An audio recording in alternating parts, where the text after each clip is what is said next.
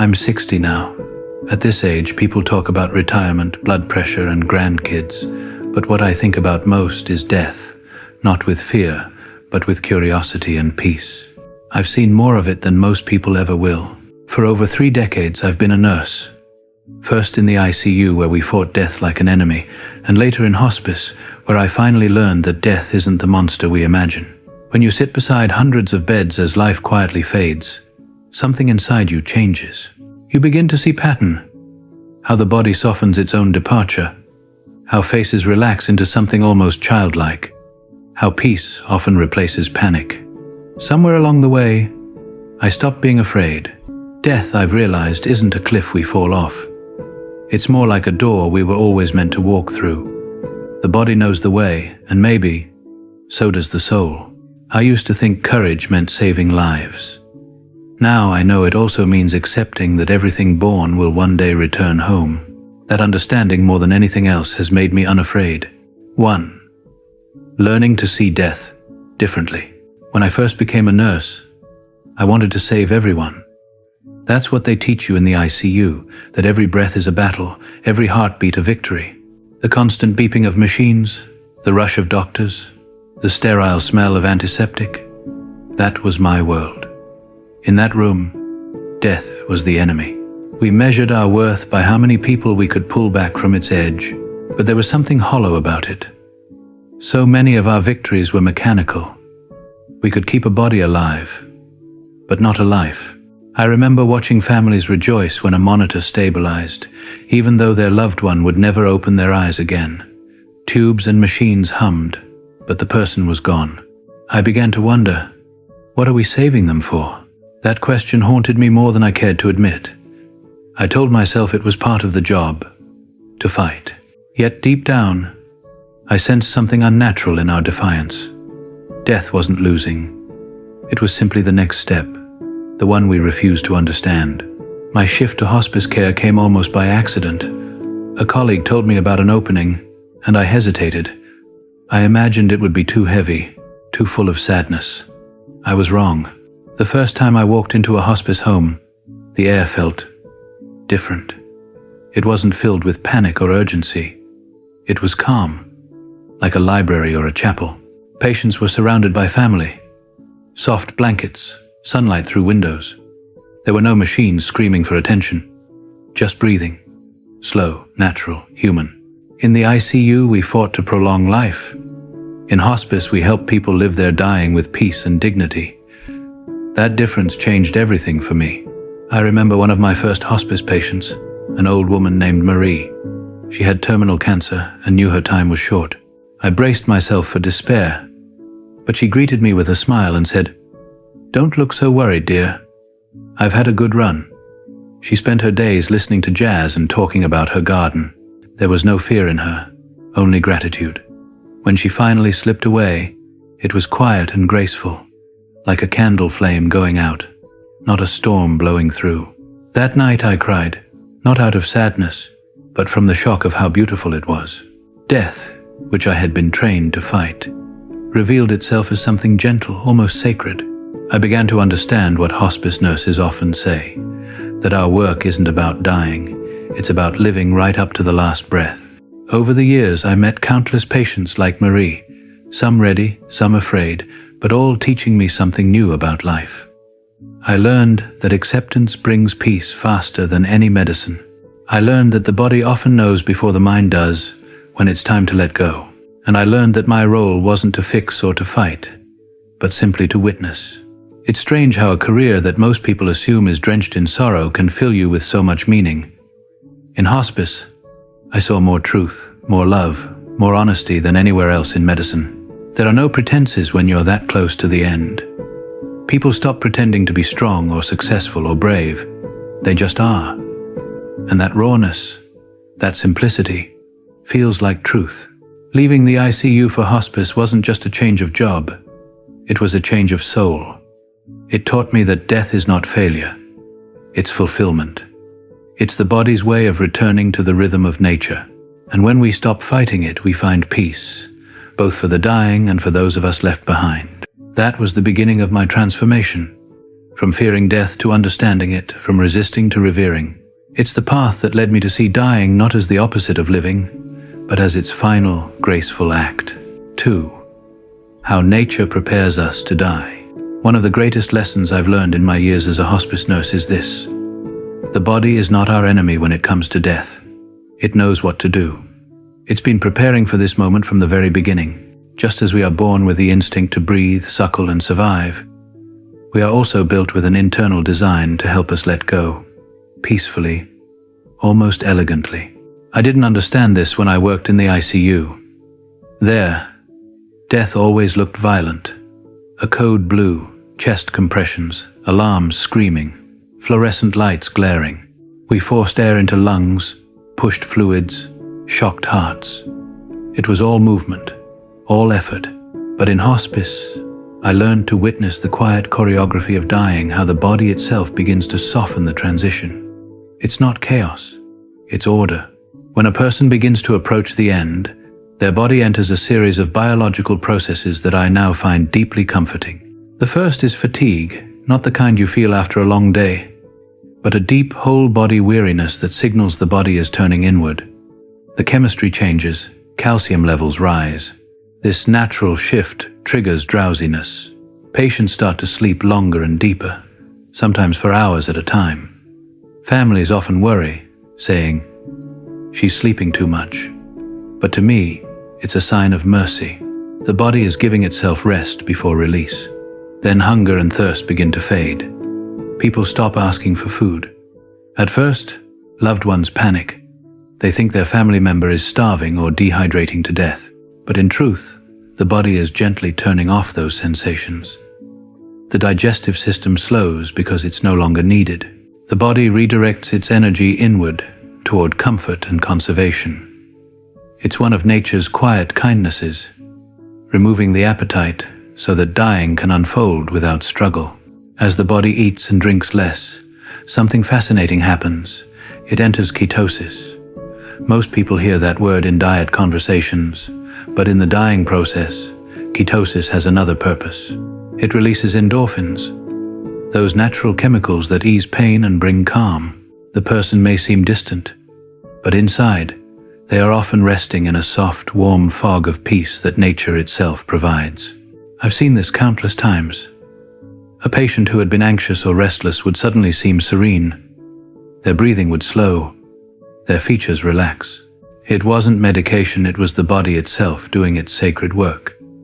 I've watched faces transform in the last few days of life, wrinkles softening, jaws unclenching, eyes at peace.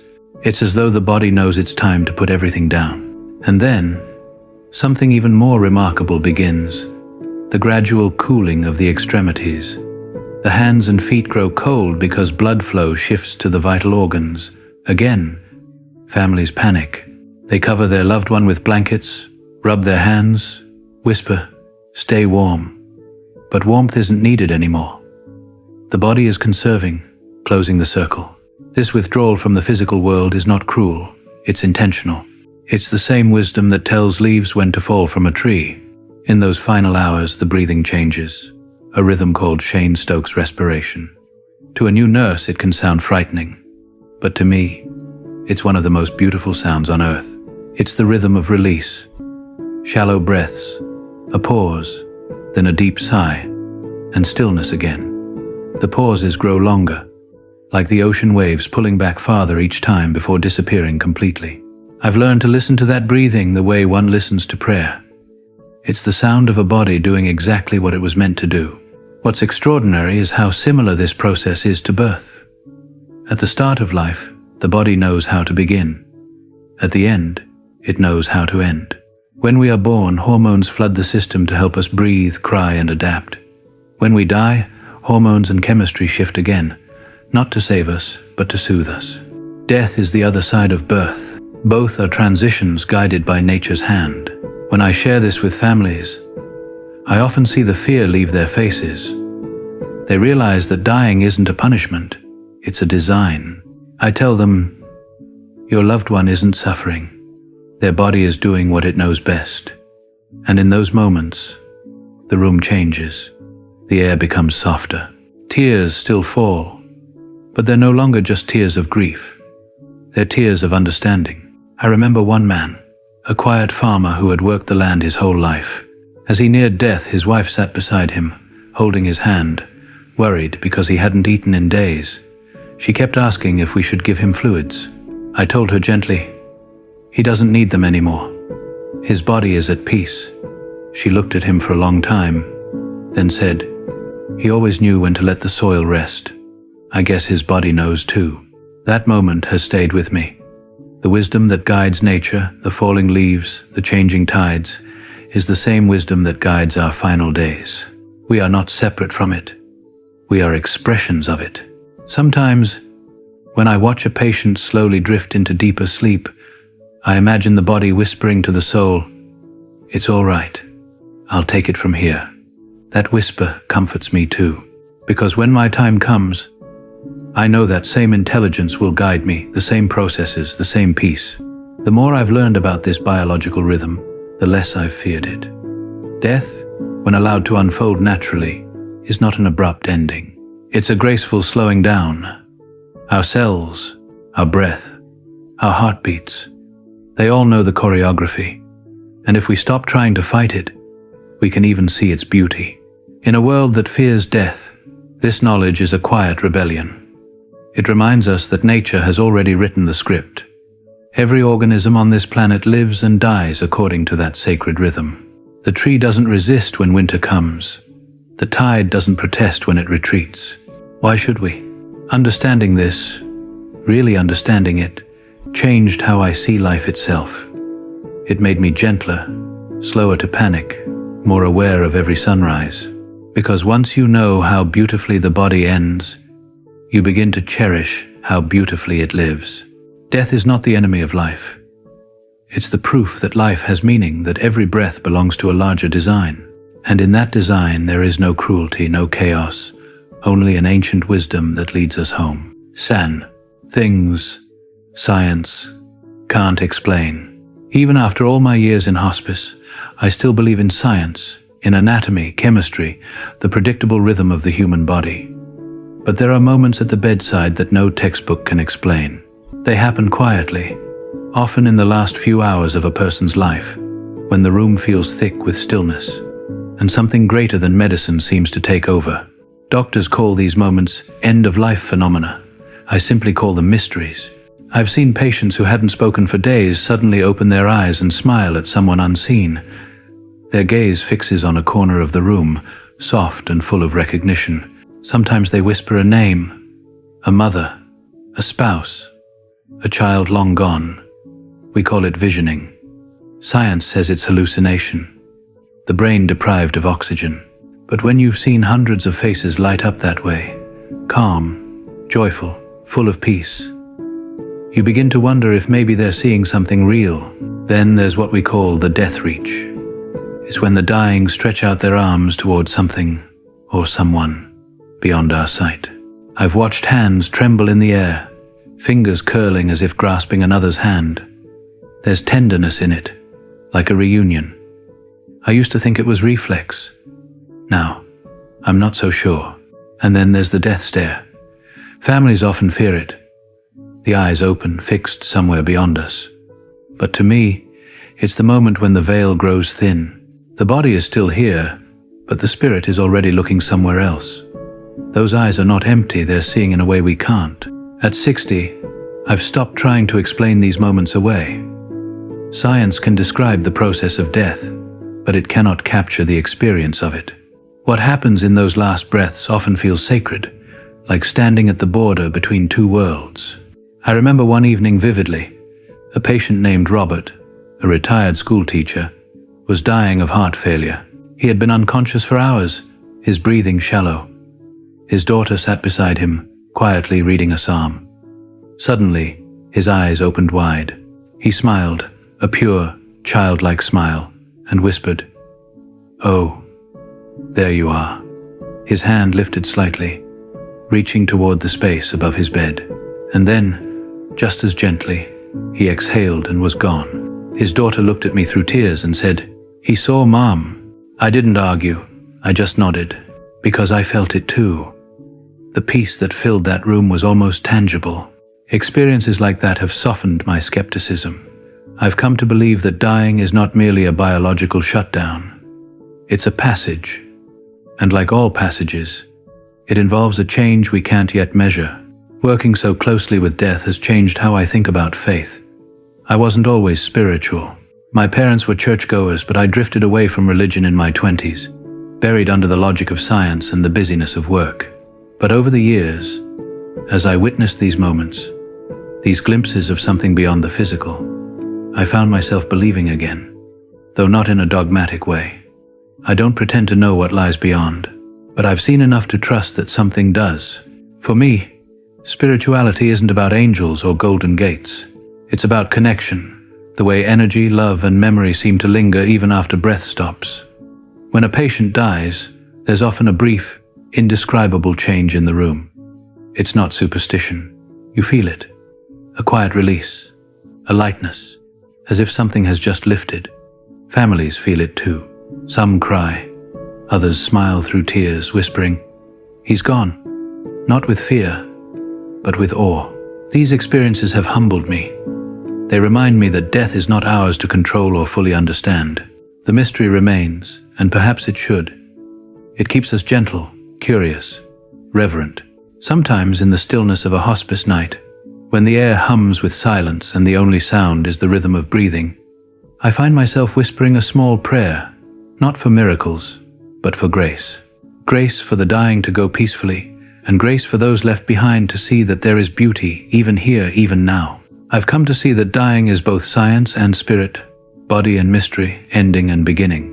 And the more I witness, the more I realize they are not opposites at all, just two sides of the same sacred truth. 4. My shared death experience. There's one story I rarely told for many years. It's the story that changed everything I believe about death, not as a nurse, but as a human being. Even now, at 60, I still feel its echo whenever I talk about peace and dying.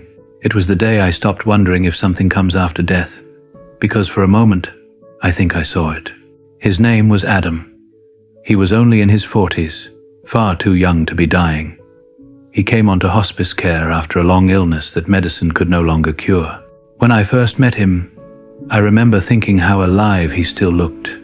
His body was weak, but his mind was sharp and restless. He liked to talk, really talk, about the things most people avoid. The meaning of life. What happens after we go. Whether souls remember one another. I always made extra time for him, not just because he needed more care, but because he reminded me of my younger self, curious, searching, unwilling to settle for simple answers. Adam didn't have much family. A few friends would visit occasionally, but most days it was just the hospice team and him. Over the months, we became close, not in the usual nurse-patient way, but more like two travelers sharing the same long road. I brought him books, and he asked me questions about death that no one in the ICU had ever dared ask. "Do you think it hurts?" he'd say. Or, "What do you think happens the second after?" Sometimes I gave him honest clinical answers. Other times, I just listened. I didn't have all the answers, but I could tell he found comfort in the conversation itself. There was something healing about speaking openly, without fear or taboo. As his condition worsened, his energy began to fade. The sparkle in his eyes dulled a little, though his curiosity never did. He told me once, "If I could just know what it's like, I think I could stop being afraid." I smiled, thinking it was a wish none of us could grant. But weeks later, I would learn that maybe, somehow, he found a way to show me. The day it happened, I knew it would be his last. You can tell, after years in hospice, the signs were all there. Shallow breathing, changes in skin tone, that deep, rhythmic stillness that tells you the body is preparing to leave. I had a continuous care nurse stationed with him around the clock, while I checked in daily as his case manager. When I arrived that morning, the house was quiet. The nurse sat beside him, keeping vigil. Adam was unresponsive, his face calm, his breath slow but steady. I touched his hand and whispered his name, though I knew he couldn't hear me in the usual way. There's something sacred about those final visits. You don't rush them. You don't fill the silence. You simply be there. Before leaving, I sat for a moment beside his bed. I said goodbye in my mind, a private farewell between two souls who had shared something real. I thanked him for his questions, his honesty, his courage. Then I left the room quietly, told the nurse to message me when the time came, and walked to my car. I sat there for a while, filling out my notes, thinking of him. The afternoon sun was filtering through the windshield, warm on my hands. I remember closing my eyes for a moment, just to breathe, and then it happened. In an instant, the air around me shifted. It felt as if the world paused, not in sound, but in time. My mind became utterly still, and in that stillness I heard his voice, clear, joyful, alive. "Julie," he said, my name, filled with astonishment and laughter, like a child seeing something wonderful for the first time. "Oh my God, Julie, if I only would have known." I can't explain how I heard it. It wasn't through my ears. It was inside me, like his thoughts were pouring directly into mine. But more than words, I felt emotion, waves of it, joy, freedom, peace so vast it made me weep. It was as if I were flying, not in body but in spirit, soaring beside him through something immense and radiant. There was no pain, no fear, no weight of earth, only love, so strong it filled every part of me. I felt what he felt. Exhilaration, release, the wonder of being utterly free. He kept repeating, "If I only would have known, if I only would have known how amazing this was, I would never have been afraid." I remember smiling through tears, overwhelmed by the beauty of it. In that moment, I knew he was showing me something, not to prove a point, not to make me believe, but to share his joy. It lasted maybe a few seconds, or maybe a lifetime. Time didn't exist there. Then, as gently as it began, it faded. I was back in my car, hands trembling, tears streaming down my face. The world was normal again, birds singing, cars passing, yet I felt completely changed. I sat there, breathless, trying to understand what had just happened. And then my phone buzzed. It was a message from the nurse inside the house. "Adam just passed." I just stared at the screen, my heart pounding, tears blurring my vision. I whispered aloud, "I know," because I did. He had just shown me. That night I couldn't sleep. I kept replaying the moment in my mind, wondering if grief had played tricks on me. But the feeling was too real, too vivid. It wasn't sadness. It was love. Pure, liberating, unexplainable love. For years I didn't tell anyone. Not my colleagues. Not even my husband. I was afraid they'd think I'd imagined it, that I'd cracked under the emotional weight of hospice work. Nurses are supposed to be grounded, rational, scientific. But deep down, I knew it wasn't imagination. It was something else, something sacred. Years later, at a hospice conference, I heard a speaker mention the term shared death experience. My chest tightened. She described it as a rare phenomenon where someone near a dying person briefly perceives what that person experiences as they cross over. Light, peace, connection. My eyes filled with tears. That was it. That was what happened to me. Finally, I had a name for it. But more importantly, I had understanding. I wasn't crazy. I was blessed. That experience didn't just change how I see death. It changed how I see life. I realized that the fear we carry, the dread of ceasing to exist, comes from not knowing what death really is. But if even a fraction of what I felt in that moment was true, then death isn't an ending at all. It's expansion, freedom, the most profound homecoming imaginable. Since that day, when patients or families ask me, "Do you think there's something after this?" I no longer hesitate. I tell them, "I believe there is, and it's beautiful." Sometimes I see their shoulders relax, sometimes they cry, but always they listen, not because I have proof, but because I speak from a place beyond fear. Even now, when I think of Adam, I smile. He taught me more in dying than most people teach in a lifetime. I like to think that wherever he is, he's still laughing, still exploring, still marveling at the mystery he once feared. And I know that one day, When my own body begins to slow, when my breath becomes shallow and my mind drifts between worlds, I'll remember his voice. I'll hear him whisper, "If only you'd known, Julie. If only you'd known." And I'll smile, because now I do. 5. What they've taught me about living. When people hear I've been a hospice nurse for decades, they often tilt their heads and say, "That must be so hard." They imagine constant sadness, grief hanging in the air like fog. And yes, there are tears, more than I can count. But if they could stand beside me for just 1 week, they would see what I see. Not despair, but truth. Not endings, but awakenings.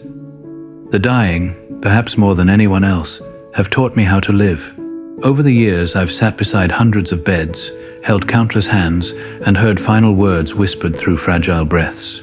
Each one, in its own way, was a lesson, not about death, but about life. The first lesson is this: people rarely fear being dead. They fear leaving unfinished business. They fear regret. They fear the if-onlys. His mentis. I've watched people cling to life not because they weren't ready to die, but because they hadn't said "I'm sorry" or "I love you" enough. I've seen tough men, the kind who never cried in their lives, weep softly as they whispered apologies to children they hadn't spoken to in years. And I've seen faces transform the moment forgiveness was given. The peace that follows reconciliation is unlike anything medicine can offer. Death strips away everything superficial.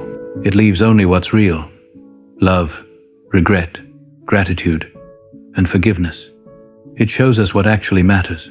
The second lesson: we die as we live. The patterns of our lives tend to echo in our final days. People who have lived with gratitude often die peacefully. Those who have lived with constant fear sometimes struggle to let go. It's not punishment, it's simply momentum. Our inner life, the way we've treated ourselves and others, becomes the ground we stand on when it's time to step away.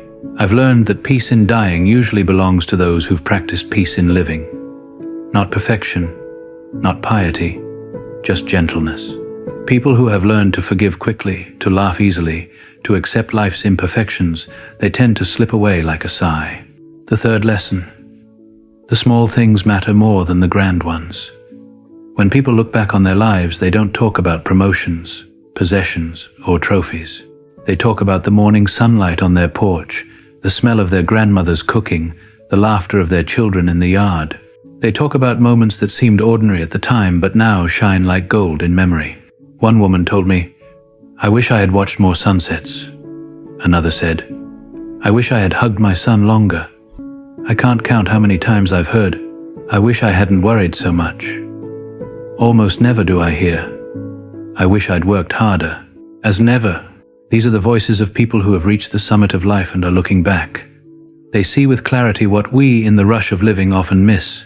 I carry their wisdom like small stones in my pocket, reminders to slow down and notice. Another powerful lesson: control is an illusion. Most of us spend our lives trying to manage everything: our careers, our health, our futures. But death humbles us. It reminds us that control was never the point. Connection was. The dying teach me that letting go is not weakness. It's the ultimate act of trust. In life, in love, in something larger than ourselves. I remember a patient named Helen, who told me one afternoon, "All my life I tried to hold everything together. My family, my job, my reputation. But now that I'm dying, I finally understand. Nothing was ever mine to hold." She smiled then, not with sadness, but with relief. It feels good to stop fighting. That has stayed with me. I try to live that way now, loosening my grip on what I can't control, focusing instead on presence, kindness, and gratitude. The dying also remind me constantly of the power of presence. In hospice, there are few fixes. Often, all we can offer is our company. To sit, to listen, to witness. And yet, that simple presence can ease more pain than morphine sometimes can. I've learned that what people want most near the end is not a cure, but a companion. Someone who won't look away. Someone who will see them not as a patient, but as a person still living their story. That truth has changed the way I show up for everyone. My family, my friends, even strangers. We don't need to have the right words. We just need to be there. Love is not always loud. Sometimes it's a quiet chair beside a bed, a hand resting on another hand, a breath shared in silence. Finally, perhaps the deepest lesson: life is fragile, and that's what makes it beautiful. Watching death up close strips away the illusion of permanence. You realize how fleeting everything is, every moment, every breath. But instead of despair, this brings gratitude. I wake up now grateful simply to wake up. I savor my coffee, the sound of rain, the feel of my wife's hand in mine. Ordinary miracles, all of them. I used to rush through days, measuring life in years and achievements. Now, I measure it in moments, the kind that leave warmth in their wake. The dying have shown me that to live well is to live awake, to notice, to forgive, to love, and to let go. When my own time comes, I don't want to be remembered for how long I lived or how many patients I helped. I want to be remembered for how gently I walked through life, how present I was, how willing to love, even when it hurt. In the end, that's what every person I've ever cared for has taught me. That dying well begins with living well. And living well means understanding that every goodbye, every sunset, every heartbeat is part of the same sacred rhythm, one that starts with birth and ends, someday, in peace. Sex. I no longer fear death. At 60, I can say with honesty that I no longer fear death. I respect it, yes, but I don't dread it. Death is not a stranger anymore. It's a companion that has walked beside me for most of my adult life, whispering lessons, softening my edges, teaching me how to live. What changed me wasn't religion or philosophy. It was witnessing truth, again and again, in the faces of the dying. Science taught me that the body knows how to die, that our biology prepares us for peace. Experience taught me that the spirit, whatever you wish to call it, doesn't simply vanish. It expands. It releases. It goes somewhere else, somewhere beautiful. I don't claim to know what that place is, but I have felt its pull in rooms heavy with stillness and in that unforgettable moment with Adam. When I put those two truths together, the body's wisdom and the spirit's mystery, fear lost its grip on me. The body leads us gently to rest, while something beyond the body welcomes us home. That harmony is too perfect to be random. Death is not an interruption, it's continuation. The same way night follows day, death follows life, not as punishment, but as completion. The cycle isn't cruel, it's elegant. We resist it only because we forget we belong to it. Every time I watch someone take their last breath, I feel the same quiet awe I used to feel watching my own children take their first. Both are beginnings, one into the world, one out of it. The peace that fills the room in those final seconds is undeniable, and it reminds me that everything living is held by something greater than fear. So when my time comes, I don't want to be rescued from death. I want to walk into it with the same wonder I've seen in others, maybe even with a smile. Because after a lifetime of witnessing the beauty of letting go, I've come to see the truth clearly. Death is not the end of life. It's simply life, changing shape. As I look back on 60 years of life, I find a quiet gratitude settling in my chest, the kind that doesn't need words or explanations. I've spent half my life watching others take their final breaths, and instead of darkening me, it has illuminated everything. Death has become my greatest teacher. Not because it ends life, but because it clarifies it. I used to think wisdom came from studying or striving, but now I know it comes from stillness, from watching the fragile beauty of a moment and realizing it won't last. That's what makes it precious. Every cup of coffee, every sunrise, every shared silence carries the same truth. Nothing is forever, and that's what makes it holy. Acceptance is not giving up. It's waking up. It's looking at the flow of life, the beginnings, the endings, the pauses in between, and saying, yes, this too belongs. I no longer fight the seasons of existence. I trust them. The same force that brings us into the world carries us out, and there is peace in surrendering to that rhythm. To anyone who still fears death, I offer this. Don't rush to escape the thought of it. Sit with it. Listen to it. Within that fear, you'll find something softer. The reminder that life itself is a temporary, miraculous gift. When my own time comes, I hope to leave as I have seen so many leave before me, gently, with gratitude, with wonder. Because I've learned that death is not a wall, but a doorway. And beyond it, something vast and kind awaits. The same silence, the same light that has been holding us all along.